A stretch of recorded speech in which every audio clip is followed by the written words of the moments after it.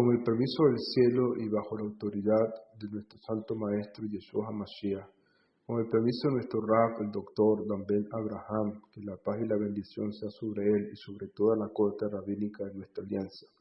Esta semana nos toca hablar de una porción de la Torá que tiene por nombre la Parashá Ki Tavo, cuando entres o cuando vengas a la tierra, es decir, ciertos preceptos que el pueblo debía cumplir una vez que tomara posesión de la tierra prometida. Esta sección, que se encuentra en Deuteronomio capítulo 26:1 al 29:8, es la séptima sección del libro de Devarim o Deuteronomio y llega al término del segundo discurso de despedida de Moshe al pueblo de Israel. El discurso comprende el último repaso a algunos mandamientos, comenzando con uno que habría de ser relevante una vez que el pueblo de Israel entrara a la tierra de Israel.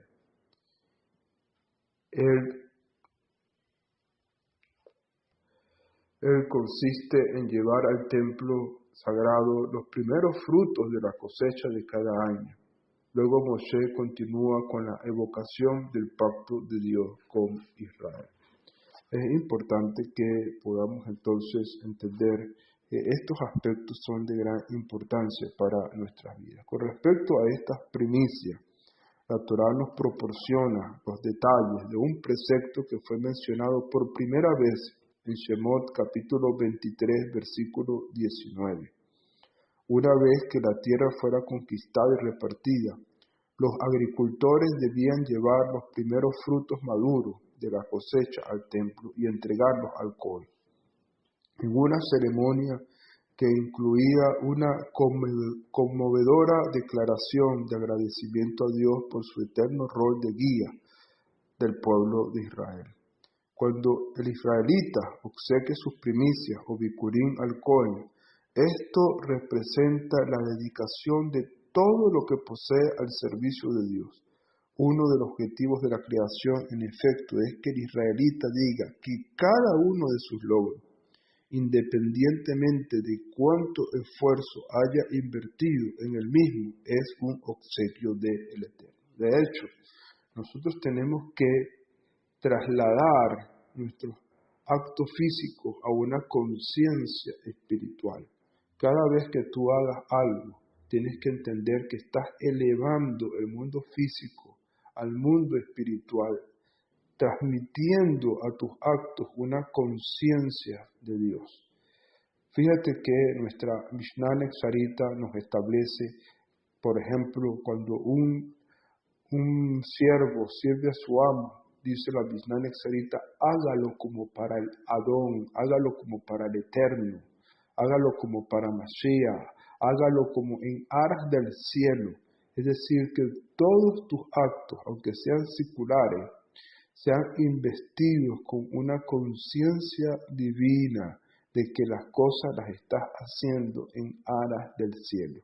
Y de esa manera nosotros investimos este plano físico con un plano espiritual.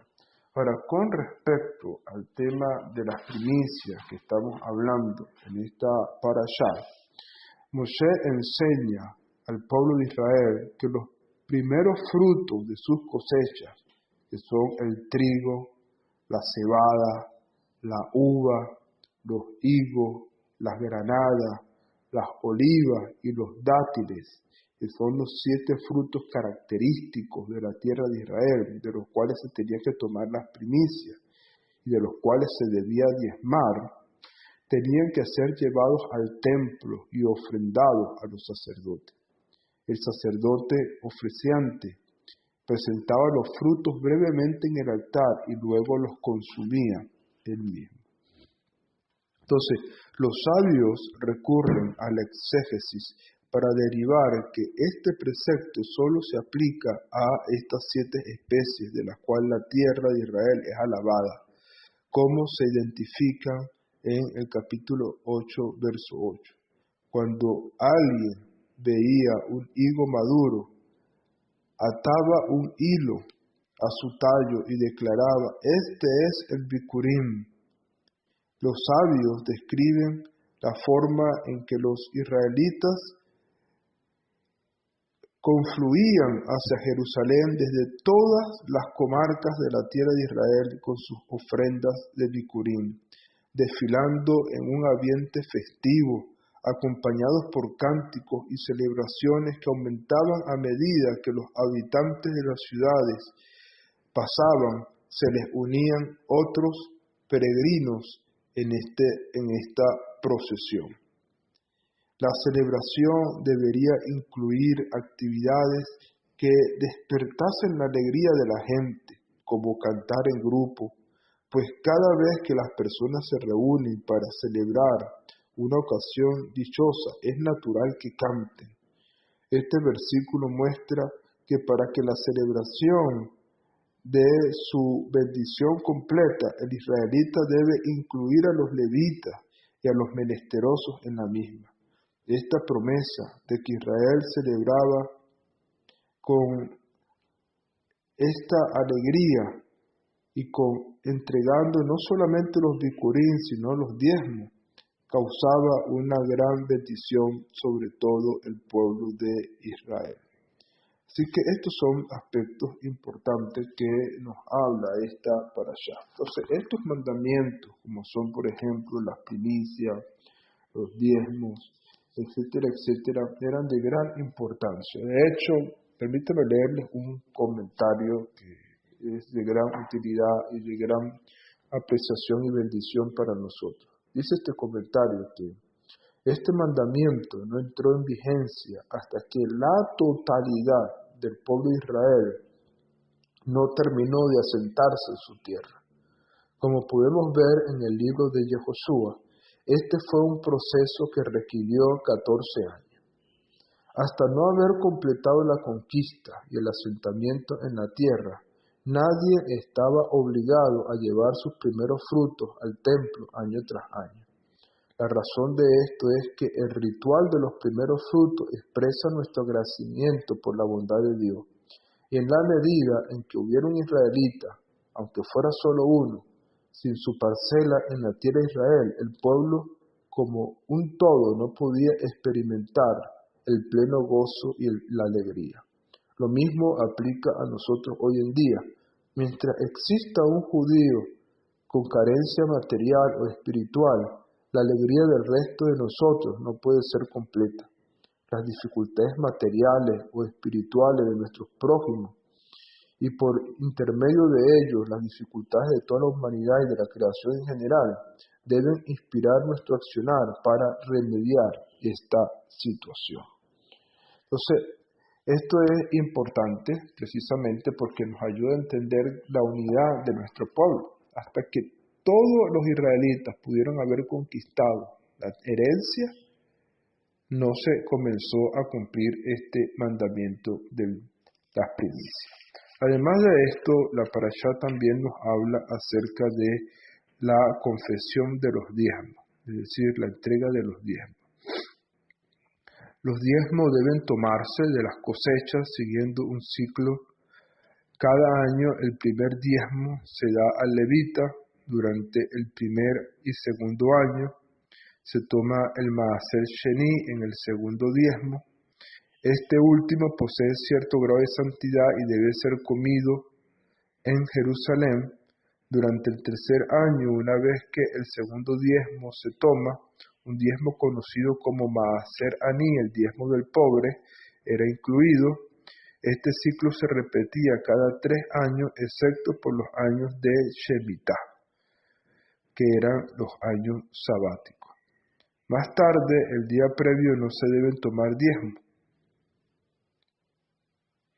A más tardar el día previo de Pesaj del año que sigue, a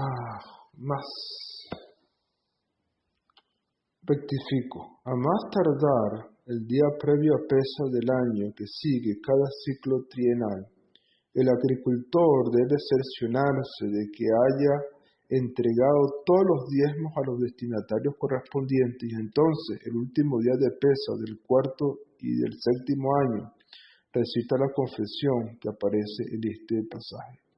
Si bien es preferible recitarlo en el templo ante Hashem, se puede recitar en cualquier lugar. Esto es importante porque nos ayuda a entender un tema que hemos hablado en varias ocasiones, de que no existe un solo diezmo. Desde el punto de vista de la Torá existen 3 diezmos. El diezmo del levita, que hoy en día entregamos a los maestros de la Torá. El diezmo del disfrute, que la persona va a Jerusalén y come de esos diezmos, que es un diezmo que es para ti, para que tú puedas ir a Israel y alegrarte delante del Eterno tu Dios. Y el diezmo de los pobres, que hoy lo conocemos como Maaser Sedaká, el diezmo de los pobres, el diezmo de la ayuda. Esto es importante que nosotros podamos entender y aplicarlos de alguna forma en nuestras vidas.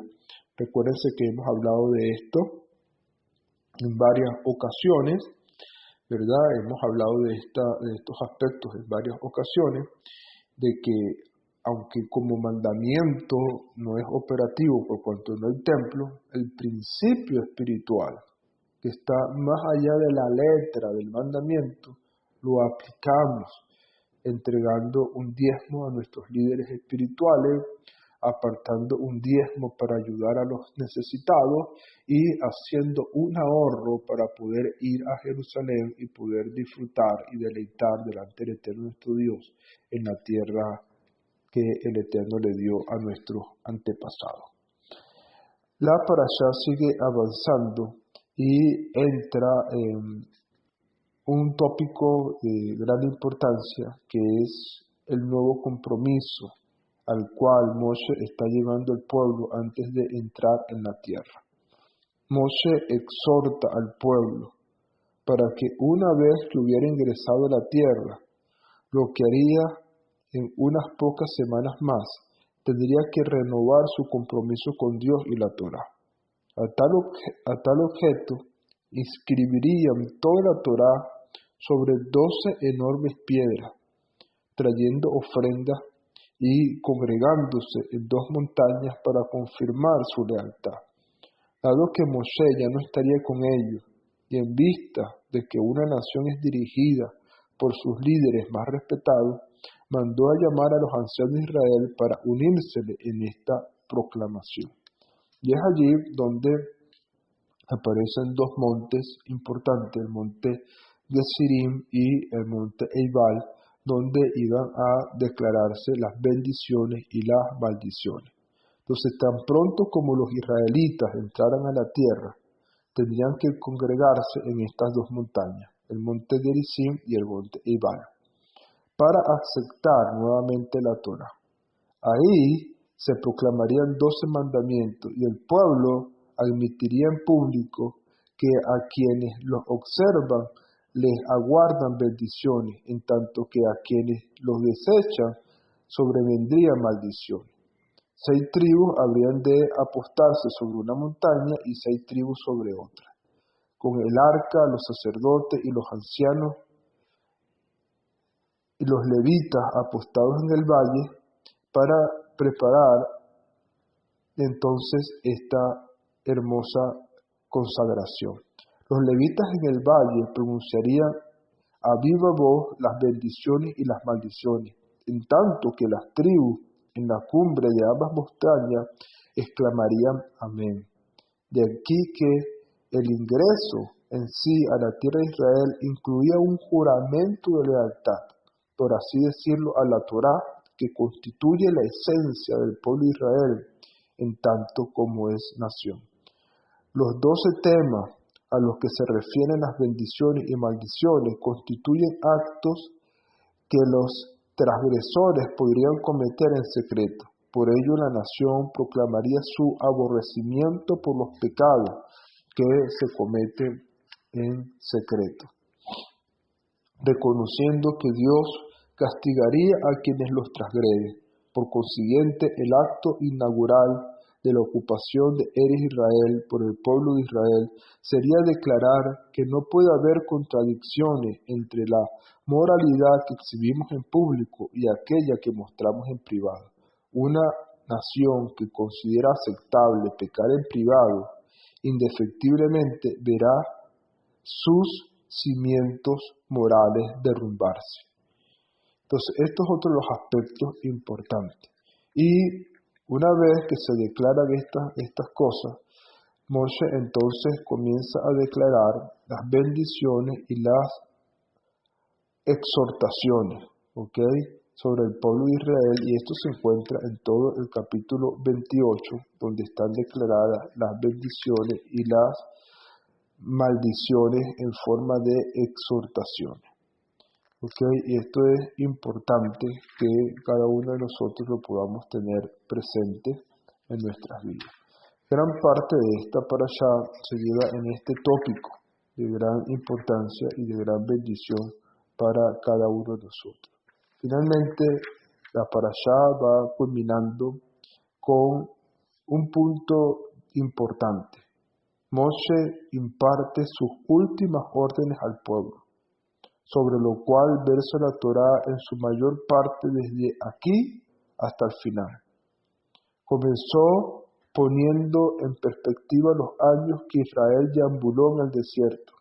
Solo ahora, después de 40 años de sobrevivir en forma milagrosa y con el inicio de una conquista que a todas luces fue obra del Eterno, podría el pueblo apreciar a cabalidad la inmensa deuda de gratitud y lealtad que debe con el Eterno. Como dicen los sabios, un alumno no puede entender totalmente a su maestro, sino hasta que hayan transcurrido 40 años desde que iniciaron su relación. Ahora se cumplirán exactamente 40 años que Moshe los había sacado de Egipto, por lo cual le dijo que Dios ahora comenzaría a aumentar sus expectativas en cuanto a la forma en que el pueblo debía comportarse. En este sentido, entonces Moshe convoca a todo el pueblo de Israel y les dijo: ustedes han visto todo lo que Hashem ha hecho por ustedes y cómo han llegado hasta este lugar. Y con esas palabras de exhortación termina la parashá Ki Tavo y este segundo discurso de despedida de Moshe a el pueblo de Israel. Permita que las lecciones espirituales de esta parashá Ki Tavo puedan ser de gran bendición y de gran utilidad para la vida de cada uno de nosotros. Que el Eterno les bendiga y les guarde, y que la Torá de Hashem esté en nuestras mentes y en nuestros corazones. Shalom Ubraham.